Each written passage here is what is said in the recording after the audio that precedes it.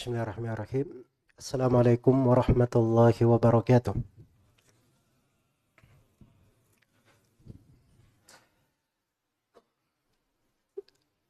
Innal hamdalillah nahmaduhu wa nasta'inuhu wa nastaghfiruh wa na'udzu billahi min shururi anfusina wa sayyiati a'malina. May yahdihillahu fala mudilla lahu wa may yudlil fala hadiya lahu. Asyhadu an la ilaha illallah wahdahu la syarika lah wa asyhadu anna Muhammadan abduhu wa rasuluh. Ya ayyuhalladzina amanu taqullaha haqqa tuqatih wa la tamutunna illa wa antum muslimun. Ya ayuhan nasu attaqu rabbakumul ladzi khalaqakum min nafsin wahidah wa khalaqa minha zawjaha wa batha minhuma rijalan katsiran wa nisaa'a wattaqullaha alladzi tasaaluna bihi wal arham innallaha kana 'alaikum raqiba. Ya ayyuhalladzina amanu taqullaha wa qulu qawlan sadida يصلح لكم أعمالكم ويغفر لكم ذنوبكم ومن يطع الله ورسوله فقد فاز فوزا عظيما. أما بعد فإن أصدق الحديث كتاب الله وخير الهدي هدي محمد صلى الله عليه وسلم وشر الأمور محدثاتها فإن كل محدثة بدعة وكل بدعة ضلالة وكل ضلالة في النار. معاشر الإخوة والأخوات rahimani wa rahimakumullah. Alhamdulillah, kita bersyukur kepada Allah Subhanahu wa taala di kesempatan yang mulia ini. Allah memberi kepada kita semua taufik dan hidayahnya duduk di majelis ini. Sebuah waktu yang berharga antara maghrib dan isya. Kita menanti dari sebuah solat ke solat berikutnya. Selepas solat itu, kalau seorang tetap di tempat solatnya, malaikat terus mendoakan, Allahumma gfir lahu warhamhu. Ya Allah, ampunilah dia, rahmatilah dia. Kalau dia dari sebuah solat, dia tunggu sampai masuk solat berikutnya.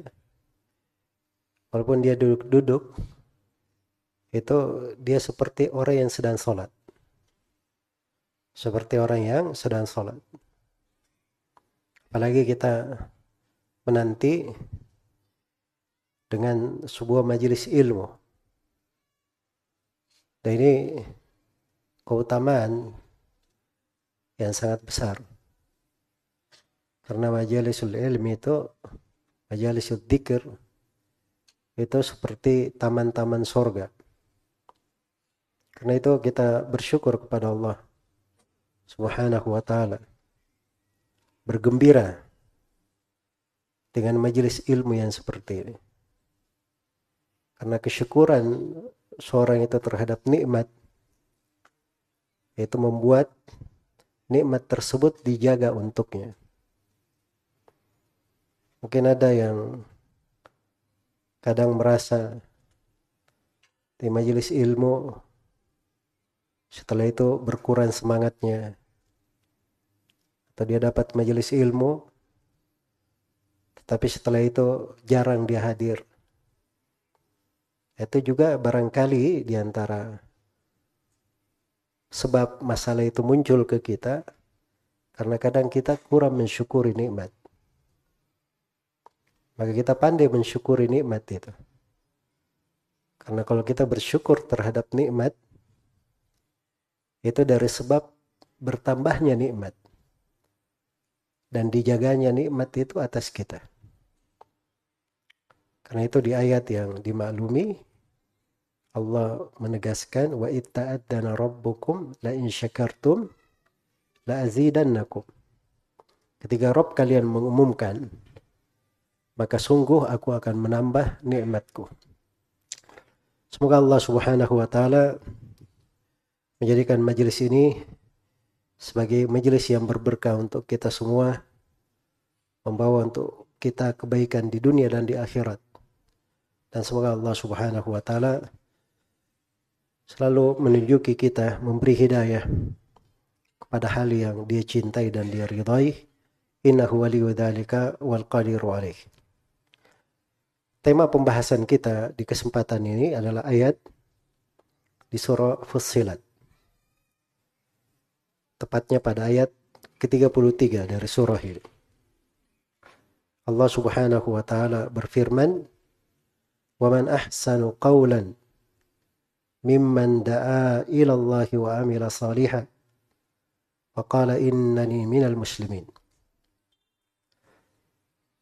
Siapakah yang lebih baik ucapannya dari melebihi orang yang berdakwah kepada Allah wa amila salihan, dan beramal dengan amalan yang salih, seraya dia berkata, sesungguhnya saya termasuk orang-orang yang berislam, orang-orang yang berserah diri kepada Allah Subhanahu wa taala. Ayat ini termasuk ayat yang merupakan pijakan di dalam kehidupan. Kaidah besar dalam hidup ini.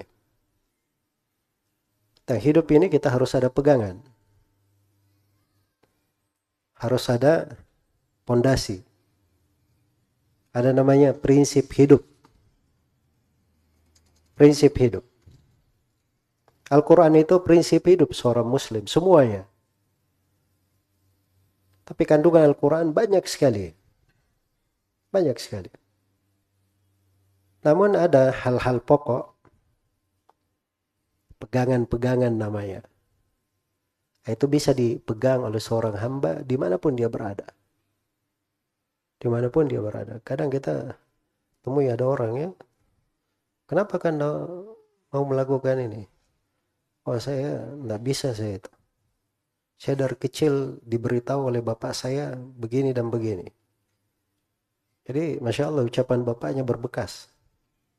Ya, semua kehidupannya dia tidak melakukan hal itu karena bapak saya kasih saya pesan begini. Ya. Ini firman Allah Subhanahu wa taala. Allah tunjukkan jalan yang terbaik dalam kehidupan. Hal yang paling indahnya. Maka pijakan yang seperti ini harusnya kita pandai untuk menempatkannya pada tempat yang terindah, terlayak untuknya di dalam kehidupan kita. Sebab seluruh kebaikannya akan kembali kepada kita sendiri. Akan kembali kepada kita sendiri. Orang itu di dunia hidup bagaimanapun, dia memperoleh dari dunia beraneka ragam manusia, tidak ada batasannya. Tapi ada sebuah kepastian, semuanya akan kembali ke sana. Itu akhir kehidupan. Namanya al-maut, kematian. Semuanya akan kembali kepada Allah Subhanahu wa ta'ala. Maka harus ada sesuatu yang kita pegang. Bekal yang terbaik untuk menyambut hari itu. Untuk menyambut hari tersebut. Seorang bersiap dengannya. Seorang bersiap dengannya. Alhamdulillah, keislaman itu luar biasa ya. Seorang bersyahadat la ilaha illallah Muhammadur Rasulullah. Itu bekal hidupnya. Pernah Al-Hasan Al-Basri rahimahullah berkata kepada Farasdak. Farasdak ini populer ya, seorang penyair di masa itu. Ditakuti syair-syairnya. Farasdak. Ya, Farasdak waktu itu baru selesai menguburkan istrinya. Baru selesai menguburkan istrinya. Maka di kesempatan itu Al-Hasan Al-Basri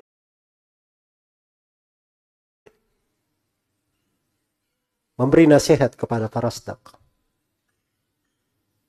Kata beliau, ma'adatta lihadzal yaum,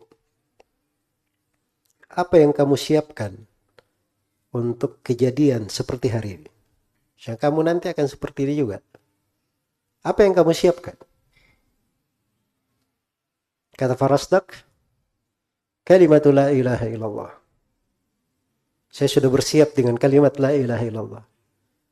Ya bangga sebagai seorang muslim kan. Dia pegang la ilaha illallah, konsekuensinya, ketentuannya, diamalkan dalam kehidupannya. Iya. Kata Al-Hasan Al-Basri, sebaik-baik bekal. Tapi ingat, kalimat la ilaha illallah itu kunci sorga. Setiap kunci ada gigi-giginya. Itulah syarat-syarat dan ketentuannya. Dan di antara ketentuannya, kata beliau, iyyaka wa qadfal muhsanat. Hati-hati kamu. Jangan sembarang menuduh perempuan baik-baik dengan tuduhan zina. Sebab kadang penyair itu, lisannya itu, subhanallah ya. Kalau dia menjatuhkan orang, dia punya kalimat-kalimat yang lebih tajam dari pedang. Lebih mematikan dari tombak. Maka itu yang mau diingatkan oleh Al-Hasan. Ya la ilaha illallah ada syarat-syaratnya. Hati-hati dosa-dosa itu. Hati-hati dosa tersebut. Ya maksudnya seorang siap penyair pun dia berpikir bekal. Dan waktu itu kalau saya nggak salah, Farasdak itu umurnya sudah lebih 80 tahun. Maka dia bilang, saya sudah siapkan kalimat la ilaha illallah dari 80 tahun yang lalu. Dari 80 tahun yang lalu. Tapi selalu seorang itu cari jalan yang paling sempurna, paling baiknya. Ayat ini panduan kita. Ayat yang sangat indah. Karena Allah berfirman, "Waman ahsanu qawlan." Siapa yang lebih baik ucapannya? Iya. Konteksnya memang pertanyaan. Tapi kan itu sebenarnya pengingkaran. Ya. Ya misalnya dia punya anak prestasi ya di sekolahnya. Tidak ada yang kalahkan dia dalam matematika misalnya. Terus gurunya berkata, siapa yang lebih baik daripada anak ini? Itu apa itu? Pernyataan bertanya atau dia menegaskan bahwa anak ini yang paling baik? Anak ini yang paling baik. Tidak ada yang kalahkan dia. Dia paling jago. Nah, sama ayat ini. Ayat ini kalau dimaknakan bebas, artinya tidak ada yang lebih baik ucapannya melebihi orang yang berdakwah kepada Allah. Itu yang paling baik ucapannya. Itu jalan yang terbaik ya. Tidak ada yang lebih baik daripada itu. Iya. Siapa yang terbaik ini? Sebutkan di sini. Waman ahsanu. Ahsanu itu bukan cuma sekedar baik. Utama. Tapi ini yang terbaik. Diambil posisi yang paling tinggi. Posisi yang paling tinggi. Karena itu seorang muslim, dia punya cita-cita, dia punya semangat yang sangat tinggi sekali. Semangat yang sangat tinggi. Wasabiqu ila maghfiratin min rabbikum wa jannah. Dan berlomba-lombalah kalian menuju kepada surga Allah. Menuju kepada pengampunan dari Allah dan surganya. Di ayat yang lain wasari'u. Dan berlomba-lombalah. Dan Allah sifatkan kaum mukminin wahum laha sabiqun. Dan mereka adalah orang yang paling depan. Paling depan. Ya. Dan Allah sifatkan para nabi dan para rasul, ulaika yusari'una fil khairat wa yad'unana ragaban wa rahaba wa kanu lana khashin. Mereka adalah orang yang berlomba-lomba di dalam kebaikan. Beribadah kepada kami dengan penuh harapan, rasa takut, dan mereka selalu khusyuk kepada kami. Dan Allah perintah kepada umat Islam ini, fafirru ilallah, berlarilah kalian dengan cepat menuju kepada Allah. Enggak diterangkan kadar yang sedikit. pelan-pelan jalan. Suruh berlari, suruh bersegera, berlomba-lomba, paling depan. Nah, itu baru kehidupan namanya. Iya. Kun rajulan rijluhu fit thara wa hammatu himmatihi fit thuraya. Jadi kamu laki-laki, kakinya menapak di bumi, tapi semangatnya itu di atas bintang suraya bergantung. Nah, itu namanya orang yang punya cita-cita. Itu ada target dalam hidupnya. Ada hal yang paling baik dia cari. Waman ahsanu qawlan. Siapa yang lebih baik ucapannya? Ucapan di sini terkait dengan ucapan lisan dan terkait dengan ucapan hati, dua-duanya. Iya. Sebutkan yang paling tidak ada yang lebih baik ucapannya melebihi 3 orang. 3 sifat disebut sini. 1, mimman da'a ilallah. Orang yang berdakwah kepada Allah.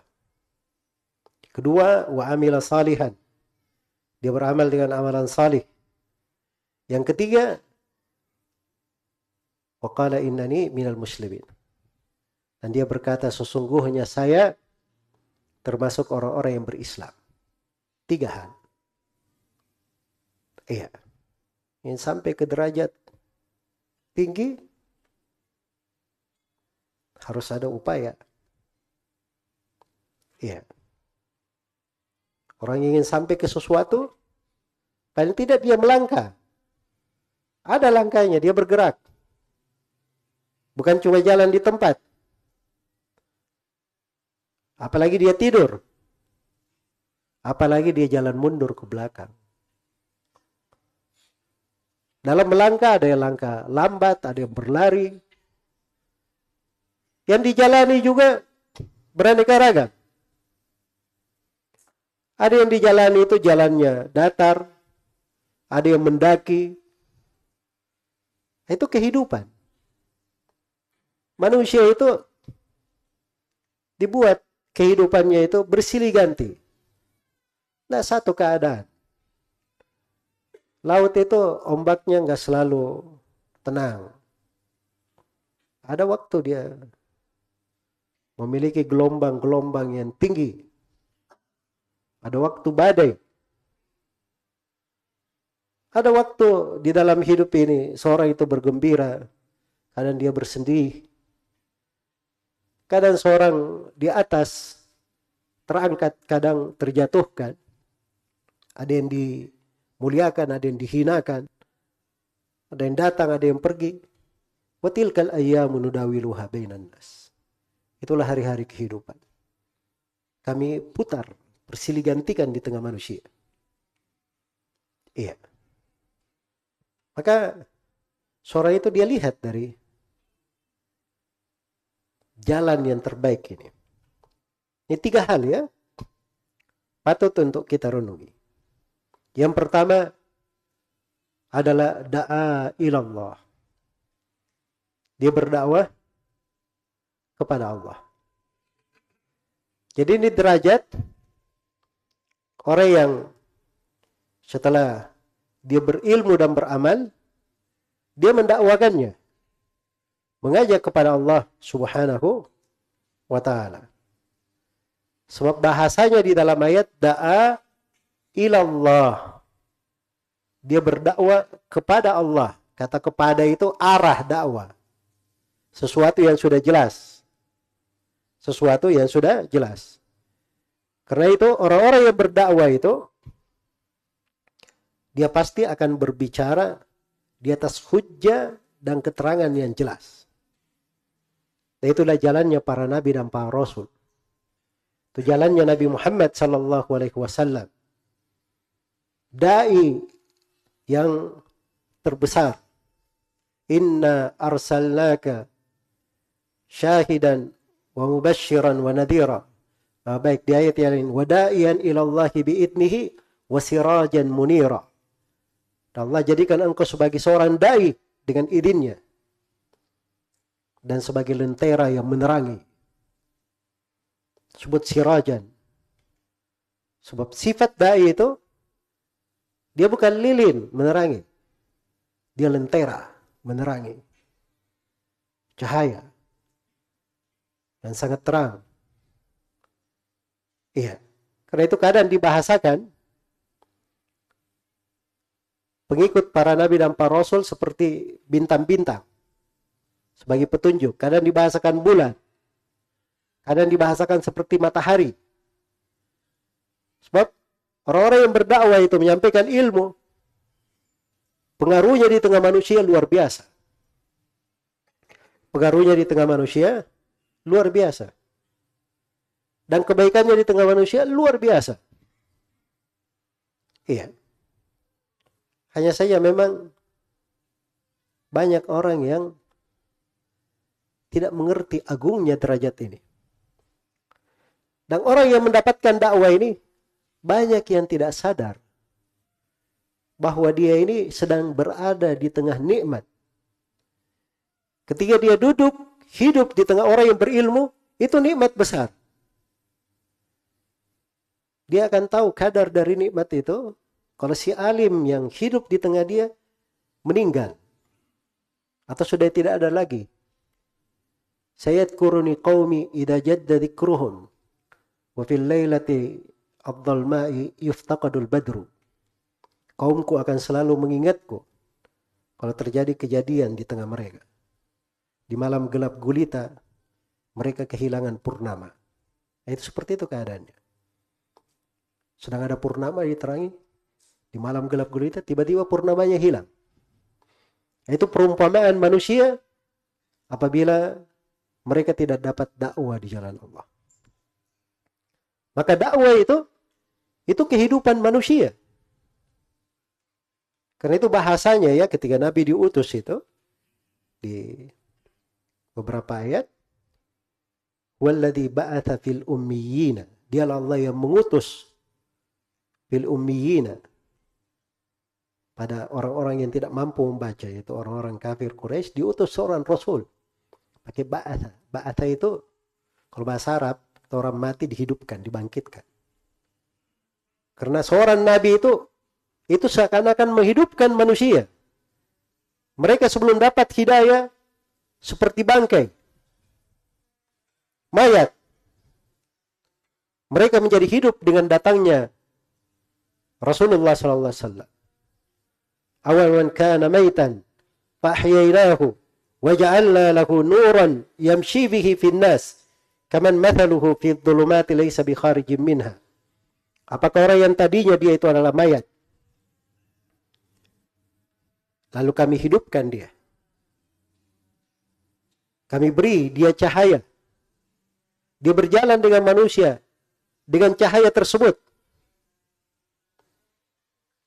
Ini kayak bagaimana ini? Mayat kok bisa?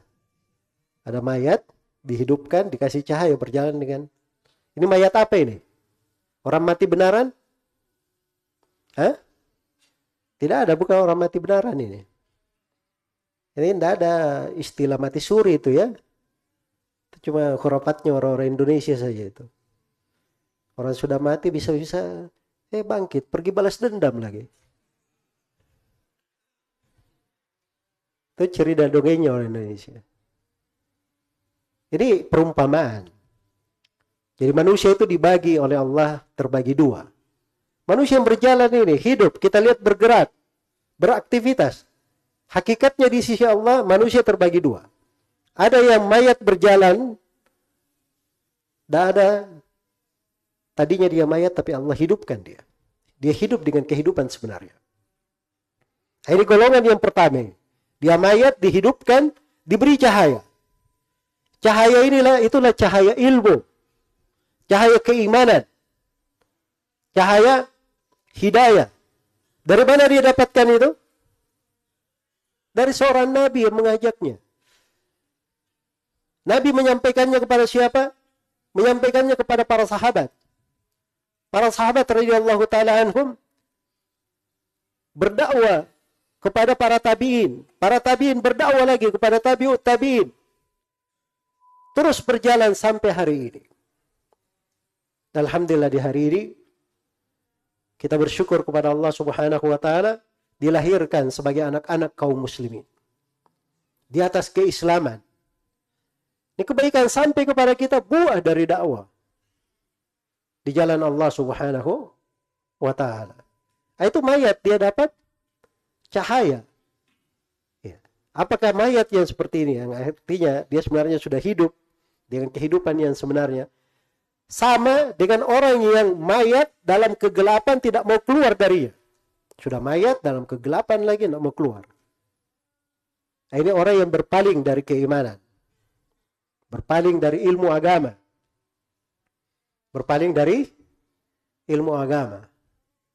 Iya, itu mayat juga ya. Dia harusnya belajar, dia perdalam bagaimana cara beribadah kepada Allah, supaya dia bisa meninggalkan kesyirikan. Dia harusnya tahu bagaimana cara berwudu, tata cara salat yang benarnya, hukum-hukum seputar mengeluarkan zakat, bagaimana dia berpuasa, berhaji. Harusnya dia paham. Dia belajar. Tapi dia tidak mau belajar. Tidak mau belajar. Ini sekadar keberpalingannya, sekadar itu pula hilang kehidupan dari diri. Itu sebenarnya hakikatnya seperti itu. Iya. Kalau dia berpaling keseluruhan, bisa saja dia mayat yang tidak mau keluar dari apa? Dari kegelapan, wal'iyadzubillah. Maka ini orang-orang dapat hidayah ini dari jalur mana? Dakwah di jalan Allah. Karena itu, وَمَنْ أَحْسَنُ قَوْلًا مِمَّنْ دَعَا إِلَى اللَّهِ. Tidak ada yang lebih baik ucapannya dari orang yang berdakwah di jalan Allah. Iya. Satu orang dapat hidayah. Kita yang menjadi sebab. Kita yang menjadi sebab. Itu seperti kita dapat pahala dunia lebih baik daripada dunia dan segala isinya. Karena itu syah di dalam hadits Sahal bin Sa'ad As-Sa'idi riwayat Bukhari dan Muslim, Rasulullah sallallahu alaihi wasallam bersabda, "La yahdiyallahu bika rajulan wahidan khairun laka min humrin na'am." Andai kata Allah memberi hidayah kepada seorang lelaki, kamu yang menjadi sebabnya, maka itu lebih bagus bagimu daripada unta-unta merah. Tahu unta-unta merah? Unta merah ini bahasanya orang Arab ya, kalau dia ingin bahasakan hartanya yang paling berharga, maka dia bilang seperti unta merah. Ya kalau bahasa bebasnya, andai kata Allah memberi hidayah kepada seorang kamu yang menjadi sebab, itu lebih baik daripada dunia dan segala isinya. Begitu bahasa bebasnya. Lebih baik daripada dunia dan apa? Segala isinya. Iya. Dan di hari ini, kita sangat perlu untuk perhatian ini. Ini jalan terbaik, jalan menjadi manusia terbaik. Ambil andil di dalam dakwah. Semangat, apa gunanya hidup? Kalau seorang tidak mengambil andil di dalam hal ini. Seluruh sahabat Rasulullah SAW itu punya andil di dalam dakwah ilallah, kepada Allah Subhanahu wa taala. Iya. Dan itu dari keutamaannya para sahabat Rasulullah sallallahu alaihi wasallam. Makanya mereka itu dimanapun mereka hidup setelah Rasulullah meninggal, sahabat itu menjadi pembawa keberkahan untuk orang-orang. Berberkah untuk manusia. Itulah realnya orang-orang yang mendapat anugerah. Seperti Nabi Isa alaihissalam mendapat anugerah. Tatkala Nabi Isa berkata, "Wa ja'alani mubarakan aynama kuntu." Allah menjadikan saya sebagai orang yang berberkah dimanapun saya berada. Bagaimana itu dia berberkah dimanapun dia berada? Di mana dia pijak bumi, ada langit yang meneduhinya. Dimanapun dia berada, pasti dia berberkah di situ. Bagaimana caranya seperti itu? Itu tidak ada cara kecuali melalui jalur dakwah di jalan Allah. Mengajarkan ilmu. Mengajarkan ilmu agama. Mengajak orang kepada kebaikan. Itu jalurnya. Makanya para sahabat Rasulullah SAW dimanapun mereka berada, berberkah mereka. Sampai dia tinggal di pelosok pun, ya Abu Dzar radhiyallahu taala anhu itu pernah diasingkan oleh Utsman bin Affan di masa pemerintahan Utsman radhiyallahu anhu. Utsman beri kebijaksanaan, Abu Dzar jangan tinggal di kota, diasingkan di pelosok. Ya, bersamaan dengan itu Abu Dzar juga memberi manfaat kepada orang di mana dia berada, di mana dia tinggal. Makanya setelah Rasulullah SAW meninggal, para sahabat berpencar ke berbagai belahan dunia. Dari setiap belahan dunia yang ada sahabat di situ, lahirlah pewaris-pewarisnya para nabi dan para rasul. Ada madrasahnya para sahabat di Medina, di Mekah, ada madrasah di Kufa, di Syam, ada madrasah di Mesir, di Basra, di Baghdad. Berbagai madrasah para sahabat Rasulullah sallallahu alaihi wasallam. Itu buah dari dakwah di jalan Allah. Iya. Dakwah itu semua orang bisa bersyirikat di dalamnya sesuai dengan kemampuannya. Tidak mesti semuanya jadi ustadz. Semuanya jadi orang yang mengajak langsung. Sebab pengajak langsung itu perlu beberapa hal. Sebab orang yang berceramah itu dia perlu dua ilmu. Ilmu yang pertama, ilmu akan apa yang dia bicarakan. Ilmu tentang Al-Quran dan Sunnah. Dan apa yang mendukung Al-Quran dan Sunnah itu. Dan ilmu yang kedua, dia perlu ilmu cara menyampaikan. Sebab menyampaikan berdakwah itu juga ada ilmunya. Ada cara mengajaknya. Ada adab-adabnya. Ada etika-etikanya. Ada keahlian seseorang di dalam menyampaikan. Dan itu juga jenis dari ilmu. Ya. Dan tidak semua orang memiliki hal yang seperti itu. Tapi pintunya banyak. Mau bersyirikat di dalam dakwah, dia bisa menjadi orang yang membantu orang yang berdakwah. Bukankah Allah perintah wa ta'awanu 'alal birri wat taqwa? Tolong menolonglah di atas kebaikan dan ketakwaan. Iya. Man jahhaza ghaziyan faqad ghaza. Siapa yang mempersiapkan orang yang pergi perang, maka sungguh dia telah berperang. Ini dia tidak pergi perang, dia cuma siapkan kuda, dia kasih alat peperangan, dia bantu pemerintah supaya orang ini pergi berperang. Padahal yang diatur oleh pemerintah. Pergilah orang ini berperang, dia cuma duduk di rumah, tapi dia yang kasih perlengkapan. Nabi beri hukum, dia telah berperang, sama hukumnya. Sebab dia membantu. Dia yang membantu. Dia melakukan hal tersebut. Iya. Melakukannya. Bahkan kadang di masa ini kita punya pintu-pintu ketaatan yang sangat banyak. Subhanallah. Mudah. Luar biasa. Ada pengajian misalnya. Wah ini saya langsung beritahu tetangga saya ada pengajian. Ayo kita sama-sama ke masjid. Iya. Tangga saya ada 10 orang pergi ke masjid semuanya. Masya Allah betapa banyak. Kita dapat apa? Kebaikan dengan hal tersebut.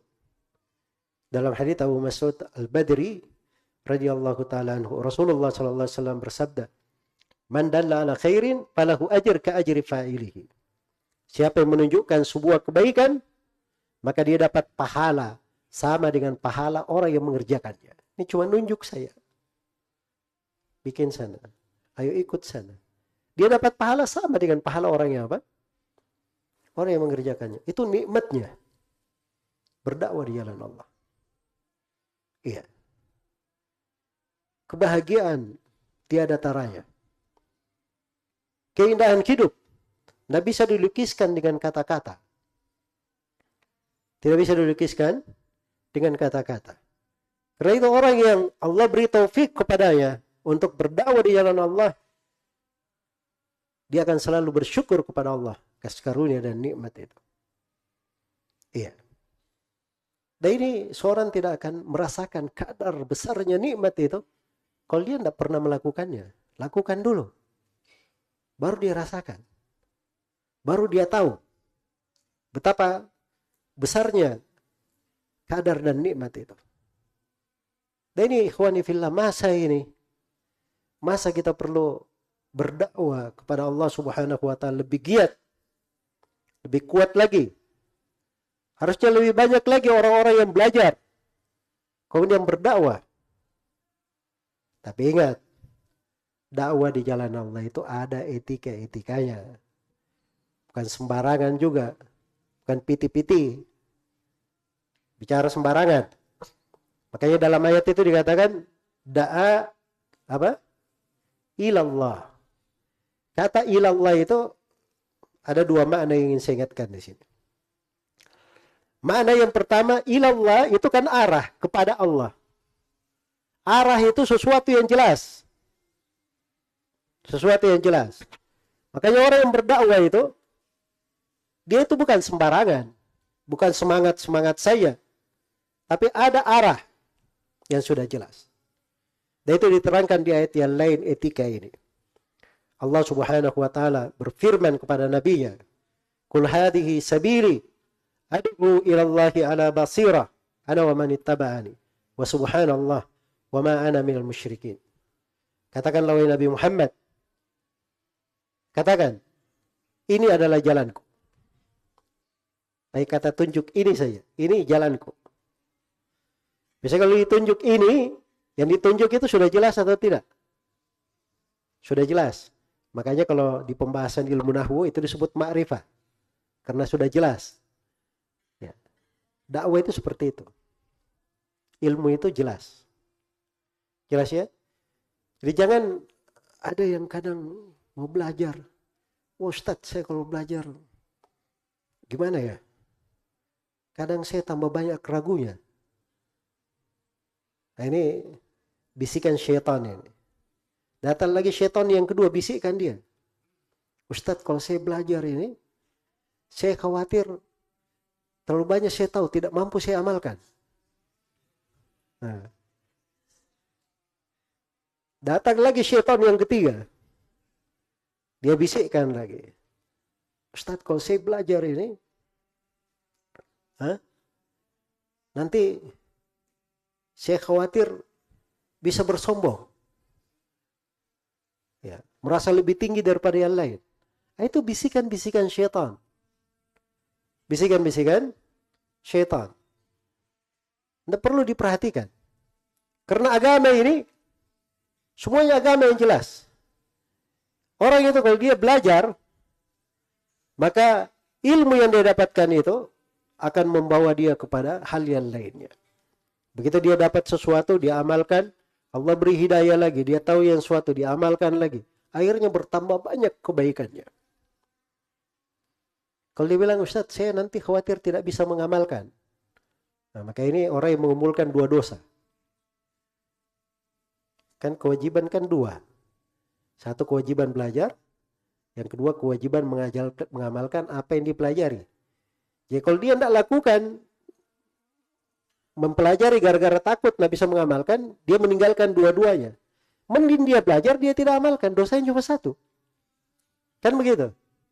Ini dia senang berdosa dua pula. Nah, itu gaya syaitan ya, menjatuhkan orang. Ya, dan insya Allah seorang itu kalau dia belajar, ilmu itu dimudahkan. Iya. Walladzina jahadu fina lanahdiyannahum subulana. Orang yang bersungguh-sungguh di jalan kami akan beri kepadanya hidayah menuju kepada jalan-jalan kami tersebut. Jadi ada adabnya. Dan dakwah itu jelas. Qul hadhihi sabili, katakanlah ini adalah jalanku. Jalanku. Ana wa man ittaba'ani. Jalan saya dan orang yang mengikutiku. Ya, jalan Rasulullah itu jelas. Tapi ingat ya, jalan Rasulullah dan orang yang mengikutinya. Iya. Karena orang yang berdakwah itu tidak ada yang keluar dari kantongnya. Dia harus menyampaikan kepada manusia agama Allah. Hal yang bersumber dari Al-Quran dan Sunnah Rasulullah Sallallahu Alaihi Wasallam. Iya. Sampai di posisi menyampaikan hadits saya, Nabi berkata, "Ballighu anni walau ayat." Sampaikan dariku walaupun satu ayat. Tapi bahasanya sampaikan dariku. Harus dia pastikan itu dari Nabi. Ada ilmunya, dia paham. Bukan sekedar semangat saja, tidak tahu dia baca di mana, di internet. Yang menulis dari alam jin atau dalam manusia juga tidak tahu dia. Tiba-tiba dia sampaikan. Nah, itu tidak benar seperti itu. Ilmu itu ada etikanya. Diambil dari orang yang berilmu. Iya. Karena itu jalannya ala basiratin. Di atas basira. Di atas hujjah. Argumen, kejelasan. Ya. Wa subhanallah wa ma'ana minal musyrikin. Kemudian yang kedua, kita dengarkan adzan dulu ya, baru kita lanjut.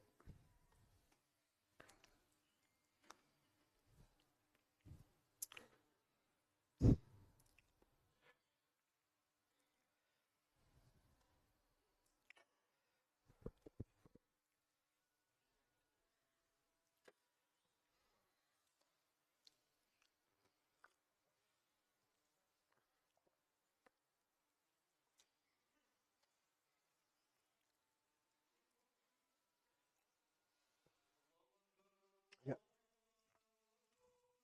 Allah.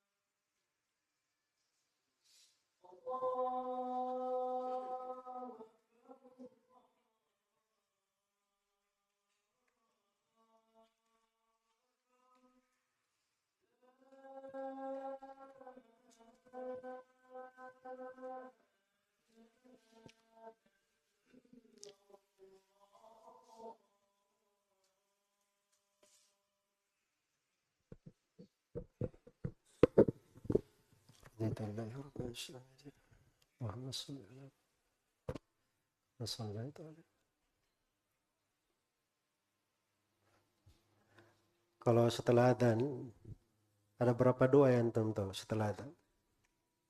Hah? Hah? Ada berapa ya itu? Satu? Yang tahu satu angkat tangannya?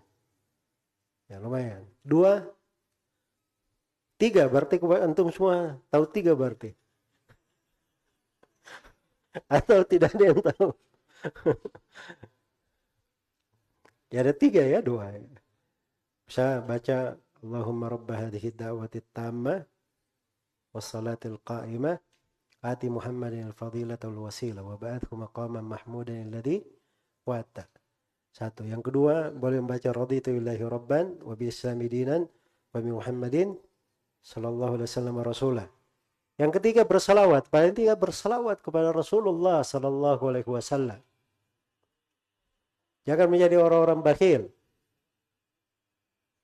Berbagai kebaikan kita dapatkan dari agama ini. Rasulullah menyampaikannya. Banyak berselawat kepada Nabi kita. Nabi Muhammad sallallahu alaihi wasallam. Iya. Jadi saya hadir di beberapa majelis guru di masyarakat umum ya. Kalau guru kita baca hadits disebut nama Nabi, maka itu jum'ahnya ribet itu. Allahumma salli ala Muhammad. Berselawat mereka. Ya, tapi di jamaah di sini Masya Allah ya, terlalu khusyuk.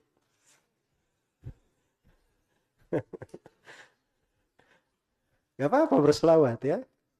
Berselawat. Ya, ketika nama Nabi Sallallahu Alaihi Wasallam disebutkan, kita berkata Sallallahu Alaihi Wasallam. Nah, itu dari manfaat majelis ilmu.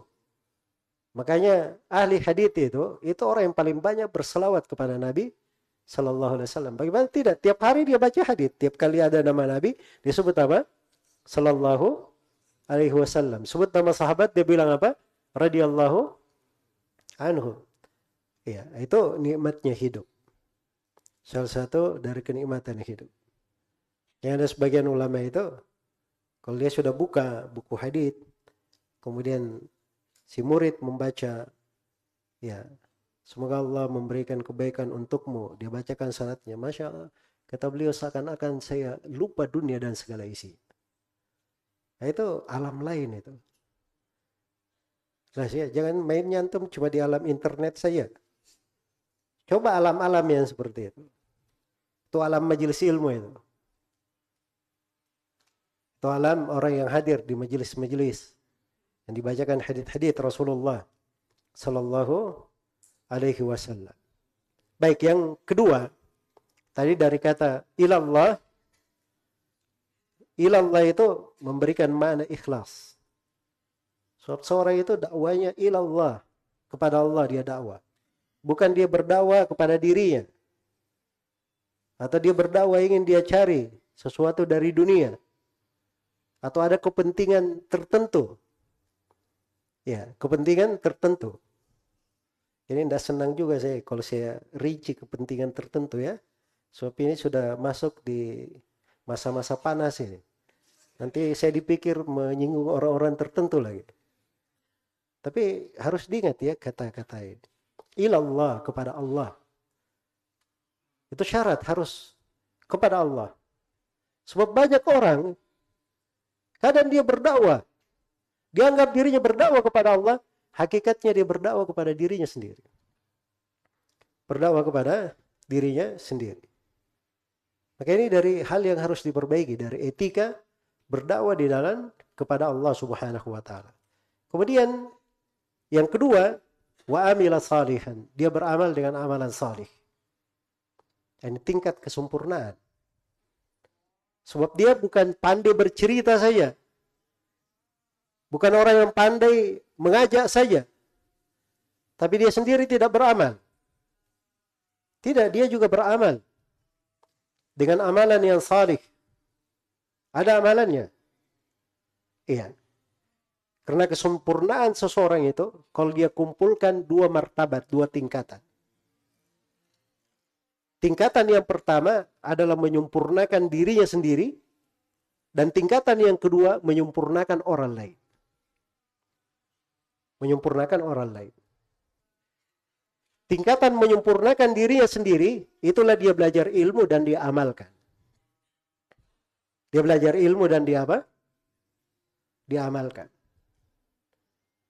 Dan kesempurnaan, tingkatan yang kedua kesempurnaan, menyempurnakan orang lain, itulah berdakwah dan bersabar di dalam berdakwah. Jadi itu dua tingkatan dikumpulkan di dalam ayat ini. Kesempurnaan.